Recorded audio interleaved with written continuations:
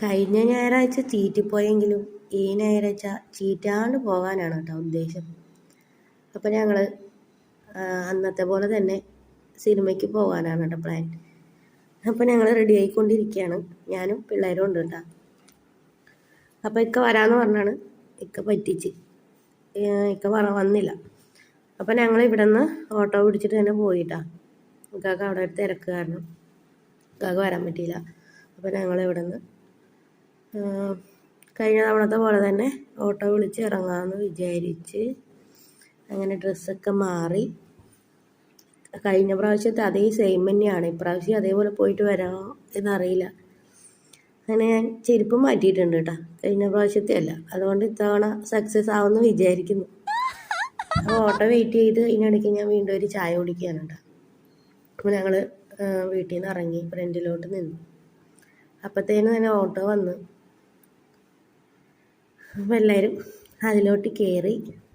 ഞങ്ങളങ്ങനെ cinema theatre എത്തി. നേരെ സിനിമ തിയേറ്ററോടാണ് പോയത്. അവിടെ എത്തി ടിക്കറ്റെല്ലാം എടുത്ത് ഞങ്ങളകത്തോട്ട് കയറിയിട്ടാണ്. അപ്പോൾ കളങ്കാവിലാണ് കേട്ടോ കാണാൻ പോയത് മമ്മൂട്ടിയുടെ പടം. അങ്ങനെ പിന്നെ പടമൊക്കെ കഴിഞ്ഞ് ഞങ്ങൾക്ക് ഇൻ്റർവെല്ലിന് ചായ കുടിക്കാനൊന്നും പറ്റിയില്ല കേട്ടോ, അവിടെ നല്ല തിരക്കായത് കാരണം ചായ കുടിക്കാൻ പറ്റിയില്ല. അത് കഴിഞ്ഞ് ഞങ്ങൾ സിനിമ കഴിഞ്ഞിട്ട് അവിടെ നിന്ന് ചായയൊക്കെ കുടിച്ചിട്ടാണ് കേട്ടോ ഇറങ്ങിയത്. അപ്പോൾ ഞങ്ങൾ സിനിമ കഴിഞ്ഞ് ഫ്രണ്ടിലൂടെ ഇറങ്ങി വീണ്ടും ബാക്കിലോട്ട് പോയി.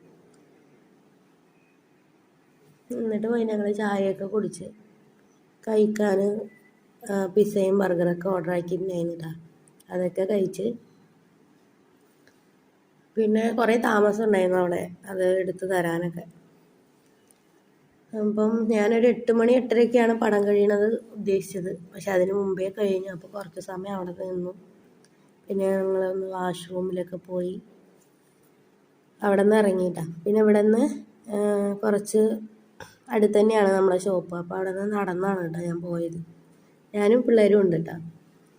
എല്ലാവരും കൂടെ നടന്നു പോയി. അങ്ങനെ പോകുന്ന വഴിക്ക് നമ്മുടെ കടയുടെ തൊട്ട് ഷോപ്പിലെ ഷർണിക്കാൻ്റെ ബർത്ത്ഡേ ആയിരുന്നു കേട്ടോ എന്ന്. പ്രതീക്ഷിക്കാണ്ട് പോയി പെട്ടാണ്. അവർ കേക്ക് കട്ട് ചെയ്യാനൊക്കെ നിൽക്കുന്ന ഒരു ഒരുക്കത്തിലായിരുന്നു. അപ്പോൾ അതിൻ്റെ ഇടയിൽ ഞങ്ങൾ കയറി ചെന്നപ്പോൾ ഞങ്ങൾക്ക് ഓരോ പീസ് കേക്കൊക്കെ കിട്ടിയിട്ടാണ്. അപ്പോൾ ആ പുള്ളിയുടെയാണ് കേട്ടോ ബർത്ത്ഡേ.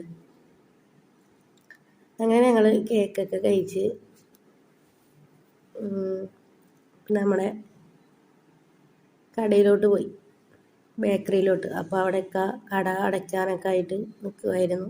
പിന്നെ അവിടെ നിന്ന് ഞങ്ങൾ ഫുഡൊക്കെ കഴിച്ചിട്ട് നേരെ വീട്ടിലോട്ട് വിട്ടു.